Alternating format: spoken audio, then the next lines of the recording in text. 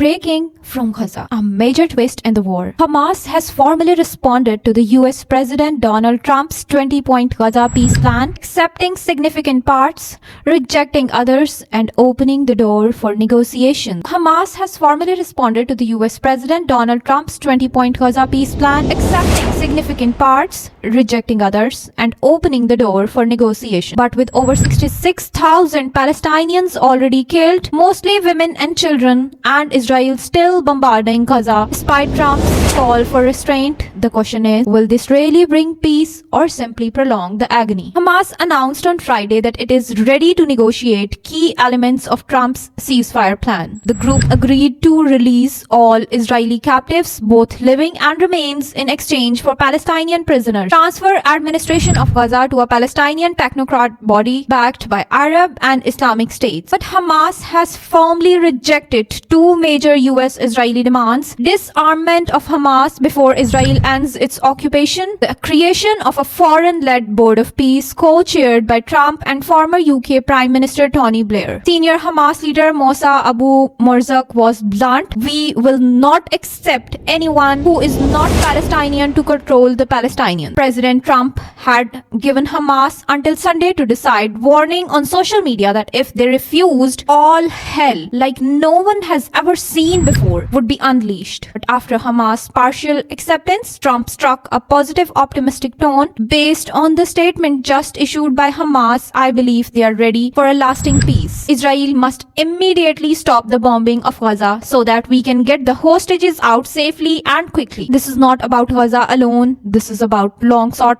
peace in the Middle East. The White House later released a video address with Trump framing the moment as a historic chance to end a nearly 2-year war. Israel's reaction has been cautious. Prime Minister Netanyahu's office said Israel is preparing to immediately implement the first phase of Trump's plan, beginning with the release of Israeli hostages. But notably, Israel did not comment to Trump's demand to stop the bombing of Gaza.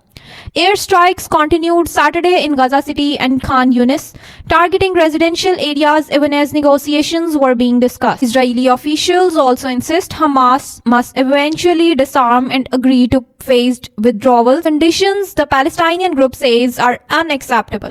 Since October 7, 2023, when Hamas killed 1,200 Israelis and took 251 hostages, Israel's retaliation has killed over 66,200 Palestinians, according to Gaza's health authorities. Entire neighborhoods lie in ruins, famine is spreading, and UN investigators have accused Israel of genocide, allegations that Israel rejects as self-defense. So this morning, the world sees a sliver of hope. Hamas willing to negotiate, Trump calling it a historic peace moment, and Israel under pressure to act.